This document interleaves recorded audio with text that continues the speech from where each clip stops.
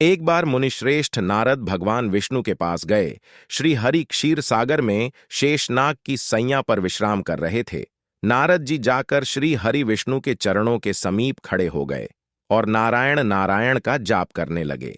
तभी श्री हरि नारायण की आंख खुल जाती है और फिर विष्णु भगवान नारद जी से कहते हैं, हे नारद, आपका क्षीर सागर में स्वागत है, बताइए कैसे आना होगा।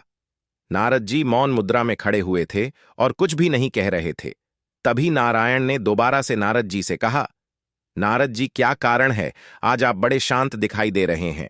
तब नारद जी कहते हैं, हे श्री हरि, आपको सब झांत है, आप तो कान कान में व्याप्त हैं, आपको मेरे मन में चल रहे प्रश्नों के बारे में भी पता है, फिर भी आप प्रभु हमसे पूछ रहे हैं। श्री हरि मुस्कुराते हुए कहते हैं, हे नारद, मुझे सब कुछ ध्यान है, लेकिन मैं आपके मुखर बिंदु से सुनना चाहता हूं। आज आपका चेहरा लटका हुआ है, इसकी वजह कुछ ना कुछ तो जरूर है। तब नारद जी कहते हैं, हे नारायण, मैं अभी अभी पृथ्वी लोक से आ रहा हूं। मैंने वहां पर देखा कि बहुत से लोग जो पहले से ही निर्धन हैं, वो लोग और निर्धन होते जा रहे हैं, और जो लोग अमीर हैं वह लोग और भी अमीर होते जा रहे हैं।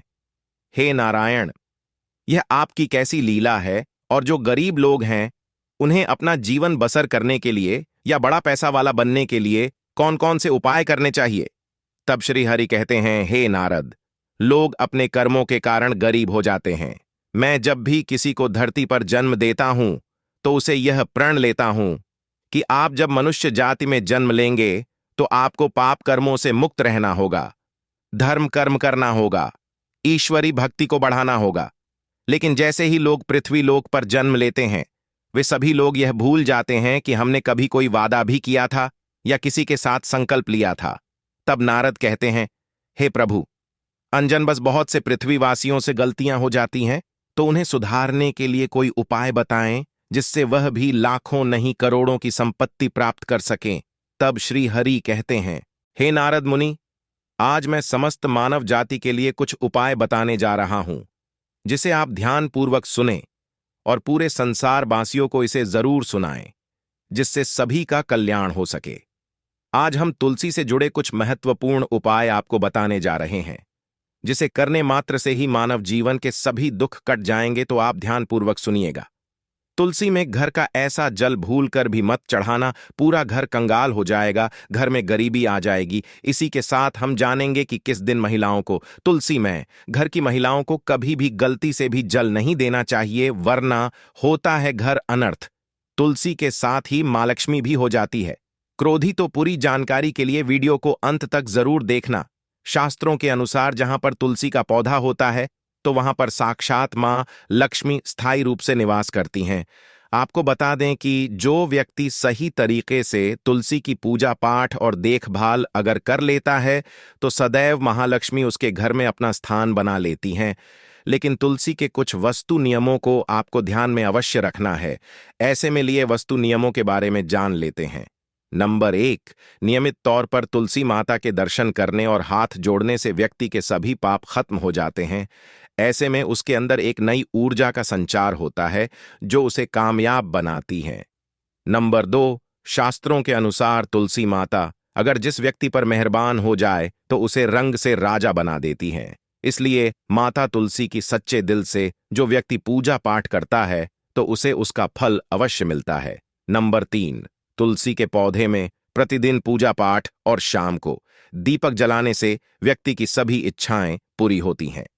नंबर 4, यदि आपका कारोबार कम चलता है या पूरी तरह से थाप हो गया है तो ऐसे में आप परेशान ना हो। हर शुक्रवार के दिन तुलसी के पौधे में कच्चा दूध चढ़ाए, आपकी परेशानी जल्द ही दूर हो जाएगी। तुलसी माता अपने भक्तों को कभी निराश नहीं करती। नंबर 5, जहां पर स्थायी रूप से नियमित तौर पर तुलसी में दीपक जलता है तो भूल कर भी भूत प्रेत आत्मा उसे घर में भटकती भी नहीं है, बल्कि जहां पर तुलसी का पौधा लगा होता है तो उसे घर से नकारात्मक ऊर्जा कोसों दूर रहती है। नंबर 6, अगर आपके घर में पैसों की तंगी रहती है और घर की जमा पूंजी धीरे धीरे कम होती जा रही है तो तुलसी के नीचे घी का दीपक जलाकर सच्चे दिल से उसकी पूजा करें और देखें, तुलसी माता का चमत्कार आपको 2 गुना फल की प्राप्ति होगी। नंबर 7, विष्णु भगवान की पूजा में तुलसी के पत्तों का बहुत ही महत्व है। कहते हैं अगर आपके पास भगवान को चढ़ने के लिए कोई भोग ना हो तो केवल तुलसी का पत्ता चढ़ा दें, वह प्रसन्न हो जाते हैं। वैसे तो प्रत्येक देवी देवता पूजा में तुलसीदास का उपयोग किया जाता है, लेकिन भगवान शंकर और गणेश जी की पूजा में तुलसी का उपयोग नहीं किया जाता। नंबर 8, ज्योतिष शास्त्र के अनुसार कहा जाता है कि तुलसी की माला पहनने से बुध और गुरु ग्रह बलवान हो जाते हैं। ज्योतिष अनुसार कहा जाता है कि तुलसी की माला पहनने से सभी प्रकार के सुख मिलते हैं और बुरी नजर कभी नहीं लगती। साथ ही तन और मैन दोनों पवित्र हो जाते हैं।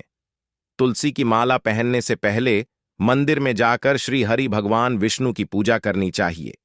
जो लोग तुलसी की माला पहनते हैं तो उन्हें प्याज और लहसुन मांस मदिरा का सेवन छोड़ देना चाहिए। नंबर 9, जो भी व्यक्ति नित्य तुलसी के पत्तों का सेवन करता है तो वह हमेशा भयंकर से भयंकर बीमारियों से बचा रहता है। तुलसी के पत्तों का सेवन अनेक बीमारियों को जड़ से खत्म करता है। नंबर 10, जो व्यक्ति सच्चे दिल से तुलसी विवाह करवाता है तो सभी देवी देवताओं की कृपा उसे पर बरसाती हैं। तुलसी माता सदैव उसके साथ रहती हैं और उसके हर बिगड़े कार्य को पूरा कर देती है। नंबर 11, तुलसी को कौन सी दिशा में रखें लिए जानते हैं। वास्तुशास्त्र के अनुसार तुलसी का पौधा लगाने के लिए उत्तर दिशा या उत्तर पूर्व दिशा या फिर पूर्व दिशा का चुनाव करना चाहिए। सबसे उत्तम है नंबर 12, तुलसी का पौधा कभी भी घर पर लाइन तो बृहस्पतिवार के दिन ही लाइन और सुबह के समय ही लगे। और ऐसे में गलती से भी तुलसी के नीचे ना ही शिवलिंग को रखें और ना ही गणेश जी की प्रतिमा को। इस बात का विशेष ध्यान रखें कि तुलसी पर कभी भी गंदा या अशुद्ध जल नहीं चढ़ाना चाहिए। हमेशा साफ और शुद्ध जल का ही उपयोग करें। अगर जो पानी पीने के लायक ना हो तो ऐसे जल का उपयोग ना ही करें। जिस जल को आप पीने के लिए उपयोग कर सकते हैं, ऐसे जल को ही तुलसी मैन को अर्पित करना चाहिए। इसके अलावा कुछ और बातों पर भी ध्यान देने की जरूरत है दोस्तों। सबसे ज्यादा जो महिलाएं सवाल पूछना चाहती हैं वे ये हैं कि क्या मासिक धर्म के दौरान तुलसी की पूजा की जा सकती है?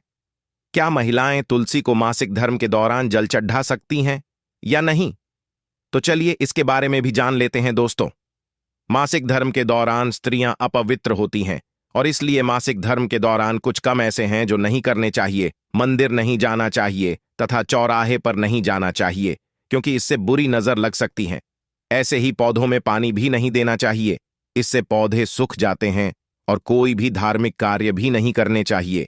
इसलिए मैं आपको मासिक धर्म के दौरान तुलसी को जल भी अर्पण नहीं करना चाहिए, तुलसी व्रत भी नहीं करना चाहिए, तुलसी के पास भी नहीं जाना चाहिए। वर्ण तुलसी का पौधा सूख सकता है, तुलसी अपवित्र हो जाती है। तुलसी की पवित्रता का खास ख्याल रखा जाना चाहिए। मासिक धर्म के दौरान चौथे दिन स्नान करने के बाद ही आपको कोई धार्मिक कार्य करने चाहिए।